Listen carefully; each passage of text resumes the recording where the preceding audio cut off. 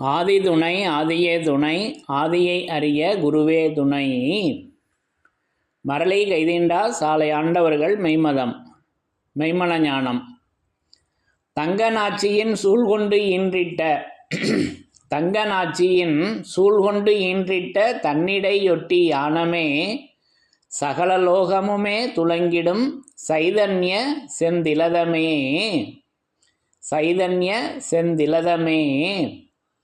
எல்லோருக்கும் நமஸ்காரம். விரிபுவன வேதமாமறைகளின் அதிகாரண செழுங்கலை கருவூலத்து ஆண்டவர்கள் திருவாயுரை விரிப்பு. இந்த மெய்ப்பாதை வேறு வேதம் ஆசான் திருமேனி. வேதத்தை ஓதினாலே புண்ணியம். வேதங்கள் பூராவும் தித்திக்குது. திருமறை குரு பெருமான் திருமறை குரு தீன் திருமேனியர். வேத ஏட்டில் எழுதியுள்ளதை படிப்பதன் பயன் இறைவனை காண்பதுதான். தலைவன் தன்னை அறிந்தவனே குலத்தோன் என்று திருவேதம் உமக்கு உரைக்கச் சொன்னது எம்மை என்ற நமது பெருமான் அவர்களின் உத்தரவின்படி நமது தெய்வம் அவர்கள் என்றென்றும் திருமறை குருபெருமானாக விளங்கி கொண்டிருக்காங்க. அப்போ அந்த திருமறையிலிருந்து அந்த தெய்வ திருமறையிலிருந்து யமனை வென்ற திருமறையின் சிறப்புகளை ஒவ்வொன்றாக படித்து தரிசனம் செய்து வருகிறோம். அதன்படி இன்றைக்கு இந்த பதிவிற்காக எடுத்துக்கொண்ட திருவாக்கியம் நம்முடைய திருமஞான குரலிருந்து ஒரு திருவாக்கியத்தினை எடுத்துக்கொண்டேன். அப்போ இந்த திருவாக்கியத்தில் அந்த யமனை வென்ற திருமறையாக நமது தெய்வம் அவர்கள் எப்படி விளங்கி கொண்டிருக்கின்றார்கள் என்பதை நமக்கு இங்கே எடுத்து அந்த அருளோர்ஷிப்பை வழங்கியிருக்காங்க. முதல்ல வாசகங்களை படித்து தரிசனம் செய்யலாம். பிரம்மோதய மெய்வழிச்சாலை ஆண்டவர்கள் திருவாக்கியம். திருமெஞ்ஞான குரல் திருவாக்கியம் எண் 4 பக்கம் எண் 61. சாதிகளின் கர்த்தாவே, மாமிச வாடைக்குத்தானே புலி பாய்ந்து வரும், புல் வாடைக்கு வருமா? வராது. அதேபோல் உன் ஜீவன் சர்வேஸ்வரன் கைவசமாகி சுத்த பிறப்பு அடைந்து விட்டால் யமன் கிட்ட நெருங்கவே மாட்டான். அதேபோல் உன் ஜீவன் சர்வேஸ்வரன் கைவசமாகி சுத்த பிறப்பு அடைந்து விட்டால் யமன் கிட்ட நெருங்கவே மாட்டான். அந்த யமனணுகா செயல் எங்கே இருக்கிறது என்று நமது குலதெய்வம் பிரம்மோதய மெய்வழிச்சாலை ஆண்டவர்கள் திருவாய் மலர்ந்து அருளி உள்ளார்கள். சாதிகளின் கர்த்தாவே. அப்போ இந்த திருவாக்கியத்தில் வாடை என்பதை பற்றி பேசி வர்றாங்க.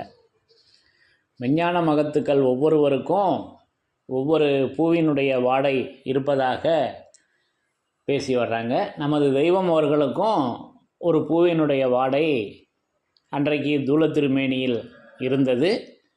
என்றைக்கும் சைவ திருமேனியாகிய வேத திருமேனி வேதம் ஆசான் திருமேனியிலும் அந்த செண்பகப்பூ வாடை இப்போவும் இருக்குது, அனுபவிக்கலாம். அப்போ அது என்ன வாடை அப்படின்னா அது செண்பகப்பூ வாடை. அப்போ அது நமக்கு அகத்திய மகாமுனிவர் அவர்களுடைய தீர்க்க தரிசனத்தில் தான் அவங்க தான் அதற்கு சாட்சி சொல்லி வர்றாங்க. தானான கற்பமடா விஞ்சை மூலம் சமரசமாய் சொல்லுகிறேன் மைந்தா கேளு, மானான மங்கையடா மதனரூபி, மகத்தான சத்தியடா மார்க்கக்காரி என்று நமது தெய்வம் அவர்களுக்கு மார்கணநாதர் என்ற ஒரு நாமம் இருக்கு அல்லவா, அதை இங்கே பெண்பாலாக எடுத்து சொல்லி வர்றாங்க. மகத்தான சத்தியடா மார்க்கக்காரி, தேனான மொழியுடைய தேவி வாழை தேகமடா செண்பகப்பூ வாசமுள்ளாள், ஊனான சுவைமாது பாகமுள்ளாள், உத்தமியாம் கற்புடைய மங்கை தானே என்று அந்த மங்கை ஆதி மங்கையை பற்றி நமது தெய்வம் அவர்களுடைய நாமம்தான். அதை பற்றி அந்த பாடல் வரிகள் இப்படிலாம் இறக்கி வச்சுருக்காங்க. அப்போது அந்த செண்பகப்பூ வாடை, அப்போ அந்த செண்பகப்பூ வாடை இப்போவும் நம்ம பொன்னரங்க தேவாலயத்தை சுற்றி அந்த செண்பகப்பூ மரங்களை ஊனி வச்சுருக்காங்க அல்லவா, அந்த மரம் வளர்ந்து கொண்டிருக்கிறது. அன்றைக்கு அனந்தாதி தேவர்கள் தூல திருமேனியில் நமது தெய்வம் அவர்களிடமிருந்த வாடையை அந்த தெய்வீக ஊர்த்துவ வாடை அதை அனுபவிச்சாங்க. தெய்வ தேடு குடகத்தில் பேசி வருவாங்க அல்லவா, அங்கே ஒரு திருவார்த்தை வருது, நான் மறைச்சி சொல்கிறேன், பின்னாடி அதை பற்றி பேசலாம். அப்போது அந்த செண்பகப்பூ வாடை அப்போது அங்கேயே சொல்லியிருக்காங்க. யார்? அகத்திய மகாமுனிவர் அவர்களே என்றைக்கும் இருக்கக்கூடிய அந்த சைவ திருமேனியில் இருக்கக்கூடிய அந்த செண்பகப்பூ வாடையும் எப்படி இருக்குதுன்னு சொல்லிட்டாங்க. தேனான, பாருங்க, தேனான மொழியுடைய வாழை தேகம். அப்படி ஒரு தேகத்தில் இருக்குங்க, வாழை தேகம். வாழை தேகம் நமக்கு தூல திருமேனி தான் தெரியும் அல்லவா, அந்த சைவ திருமேனிக்கு பேர் வாழை தேகம். அதுக்கு விரிப்பு நிறையா இருக்குது. அது வாழ், அது வாழை, அது வாழை தேகம். அது என்ன அந்த வாழை தேகம்னா, அது தேனான மொழியுடைய வாழை தேகமடா செண்பகப்பூ வாசமுள்ளாள் அப்படின்னு. அந்த வாசம் தூல திருமேனியில் அனுபவிக்கக்கூடிய வாசம் மூக்கில் அனுபவிக்கலாம். வேத திருமேனியில், சைவ திருமேனியில் உள்ள வாடையை செவியில் அனுபவிக்கலாம். இதுதான் வித்தியாசம். அப்போ இன்றைக்கும் அந்த நம்குல தெய்வ சைவ திருமேனி சுருதி பெருமான் அவர்களுடைய அந்த செண்பகப்பூ வாடையை அந்த தேனான மொழியுடைய வாழை தேகம், மொழியுடைய வாழை தேகம், அந்த வாழை தேகம் எப்படி இருக்குதுன்னா அது திருமொழியாக இருக்கிறது. இப்போ அந்த மொழியில் எப்பேற்பட்ட உச்சத்தை நம்ம படித்து தரிசனம் செய்தோம். அது வெட்டாத சக்கரம், பேசாத மந்திரம், வேறொருவருக்கு எட்டாத புட்பம், இறையாத தீர்த்தம், இனி முடிந்து யாரும் கட்டாத லிங்க, கருதாத நெஞ்சம், கருத்ததின் உள்ளே முட்டாத பூசையென்றோ என் குருநாதன் மொழிந்ததுவே. பட்டினத்தார் பாடல். அப்போது கைகால் போய் முட்டாத பூசை வணக்கமுடைய பாரவான்கள் அருளி செய்துள்ள அந்த மெய்மை கிரந்தங்களுக்கு, அந்த மெய்மை கிரந்தங்களுக்கு இதய கமல வாசனை தன்னில் தரிசித்தலாகிய தன்னை அறிதல் என்னும் மறுபிறப்பு புனல் ஜென்மம். அப்படி ஒரு புனல் ஜென்மத்தை அந்த மொழியில் மெய்மை கிரந்தங்களில் வச்சுருக்காங்க அல்லவா. இப்போ இதெல்லாம் ஏற்கனவே விரிவாக பேசியிருக்கோம். அப்பேற்பட்ட அந்த மொழி தான் வாழை தேகமாக இருக்கிறது. அது வந்து நமக்கு ஞான நூல் பொருள் அறிதலில் பேசி வர்றப்ப ஒரு மொழியாம் குருமொழி மெய்ப்பால் அறிந்தால் ஒரு கோடி நூல்களுக்கும் பொருளாகும் அன்றோ என்று பேசி வர்றாங்க. அதுதான் மெய்ப்பாலாக விளங்கி கொண்டிருக்கிறது. இப்பேற்பட்ட ரகசியங்களை வெளியாக்கியிருக்கு அந்த மொழி. அது அல்லவா வாழை தேகம். இப்படி நான் அந்த வாழை தேகத்தினை, நமது தெய்வம் அவர்களின் வாழை தேகத்தினை நான் அந்த மொழியாக, அது இனிக்குதே தேன், அது தேனான, நமக்கு தெரிஞ்ச தேன் எது? மலை கொம்பு தேன் தான் தெரியும். அதுதான் ஒரிஜினல் தேன். உலகாயுதமாக தேன் இந்த நாவில் சுவை உணர்றது தான் தெரியும். செவியில் சுவை உணரக்கூடிய தேனாக இப்போ இருக்குதே அந்த மொழி அல்லவா. இப்படி நான் அந்த வாழை தேகத்தினை நமது தெய்வம் அவர்களின் திருமொழியாக நான் தரிசனம் செய்கிறேன். அப்போ அதல்லவா செண்பகப்பூ வாடை. அப்போ அந்த வாடை அது தெய்வீக ஊர்த்துவ வாடை மனதிற்கு தட்டுவது போல் ஒரு ரம்மியம் காணப்படுவதினால் நடையெழுப்பு தோன்றவில்லையே பார்த்தீர்களா பிறவியரே என்று அந்த வாடையை பற்றி நிறைய பேசி வர்றாங்க.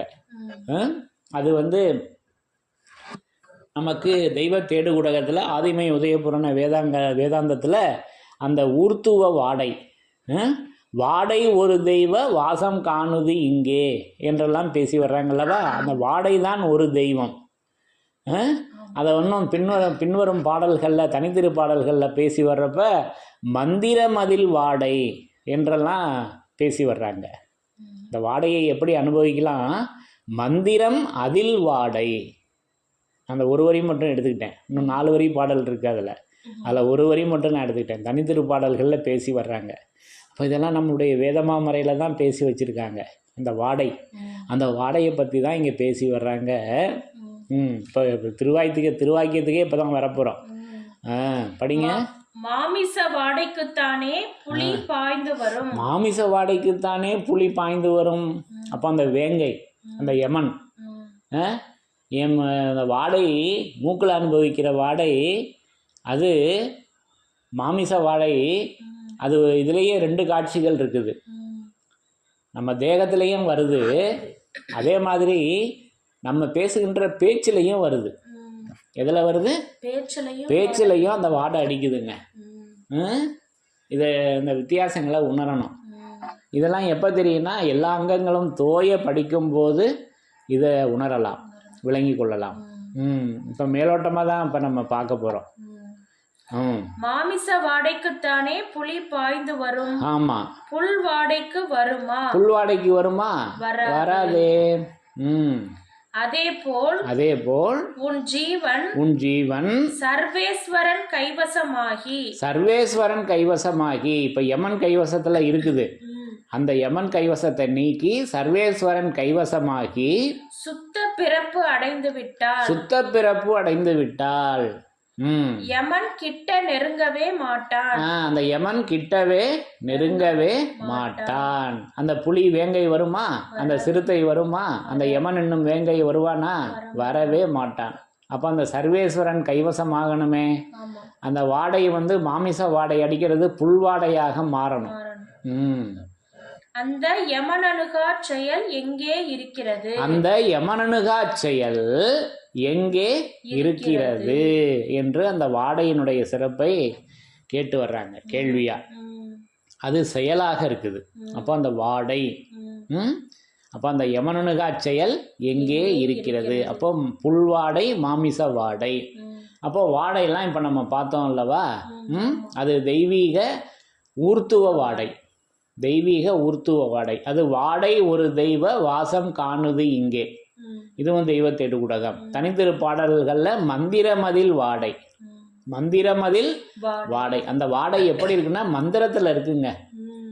அது மகா சங்கல்ப மந்திரம், மூல மந்திரம், முதல் மந்திரம், மகா மந்திரம், நன்னம்பிக்கை வைப்பு என்னும் பாவ விமோச்சன திருமந்திரம், நமது தெய்வமவர்களின் ஆலவாயிலிருந்து வெளியாகிய வேதத்தில் இருக்கக்கூடிய ஒவ்வொரு வாசகங்களும் நமக்கு மந்திரங்களே அல்லவா? அதில் அல்லவா அந்த வாடை இருக்கிறது. இப்படி நான் அதை தரிசனம் செய்கிறேன். அதை இன்னும் நமக்கு ஜீவசிம்மாசன பருவம் ஆதி மான்மியத்தில் வேதத்தின் சிறப்பாக இன்னும் நமக்கு அதை எடுத்து வழங்குறப்ப இவ்வாறாக பழம்புராதன முன்னாதி காலம் துவங்கி வேதாவின் ஊழி விதி விதித்திருந்து வரும் எழுதாத மறையின் அழியாத மௌன ரக ராக ஓங்கார வரி வாடை. இப்போ பார்த்தீங்களா வாடை எப்படி இருக்குது? அது ஓங்கார வரி வாடை.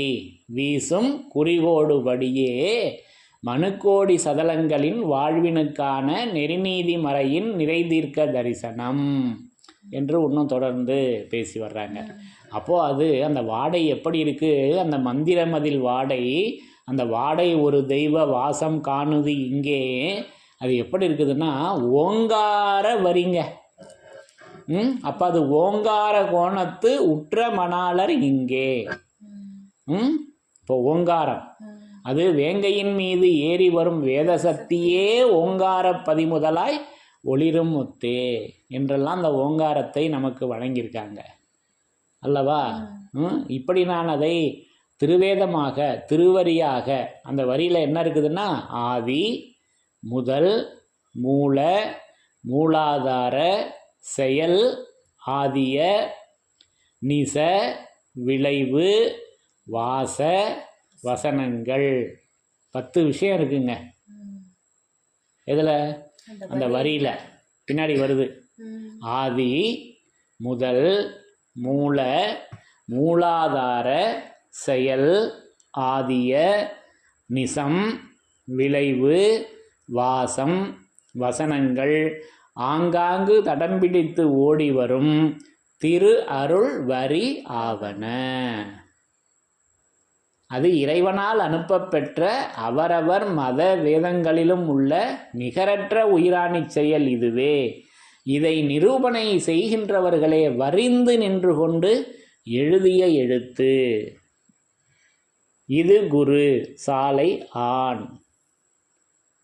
மதிப்பிலடங்கா மாணிக்க பரிசில் கொடுத்துருக்காங்கல்லவா.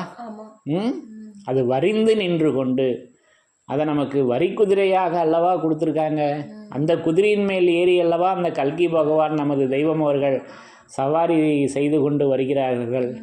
ஜெகத்குரு மின்னலை விட அதிவேகமாக செல்லுகின்ற ஒரு குதிரையை உடையவர்களாக இருப்பார்கள். அதன் மீது ஏறி சவாரி செய்து கொண்டு பூமியிலும் 7 வானங்களிலும் பிரயாணம் செய்வார்கள் என்ற நாரத மகா முனிபுங்கர் அவர்கள் தீர்க்க தரிசனம் சபையில் படிக்கப்பெற்றது. நாரத மகாமுனி புங்கவர் அவர்கள் தீர்க்க தரிசனத்தில் இதை பேசி வர்றாங்களே. அப்போ அந்த சவாரி நம்ம என்ன நினச்சிக்கிட்டு இருக்கோம், தூளத்தில்னு நினைக்கிறோம். அதை தான் போட்டு உடைக்கிறாங்க. அந்த சவாரி இந்த தூளத்தில் அல்ல. இந்த பீத்த தூளத்தை தூக்கி தோளில் போட்டு கொண்டு போவதல்ல. எவ்வளோ நேரம் ஒட்டச்சி பேசி வர்றாங்க. அப்போ அது மெய்ப்பொய்யும் பிரித்து காட்டும் வேதமே தூளமாகும். வேதம் என்பது தேகம், மனித வடிவெடுத்த மாசற்ற உடலாக அல்லவா அவங்க எப்பவும் விளங்கி கொண்டிருக்காங்க. அது நேரம் அவர்கள் புகுந்துள்ள தூளம் கோடி சூரிய பிரகாச தூளம். அதுதானே நமக்கு வேண்டியது. இப்படி நமக்கு அந்த தூளத்தை, அந்த தேகத்தை, அந்த வரி குதிரையை நமக்கு வழங்கியிருக்காங்க. கல்கி அவதாரம் அது மீண்டும் வரும்.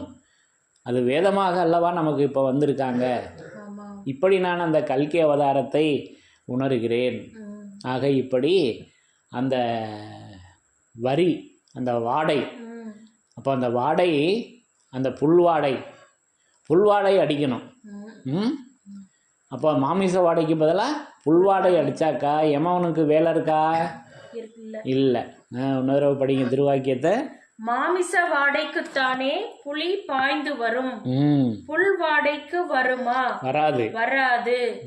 அதே போல் உன் ஜீவன் சர்வேஸ்வரன் கைவசமாகி சுத்த பிறப்பு அடைந்து விட்டால் யமன் கிட்ட நெருங்கவே மாட்டான்.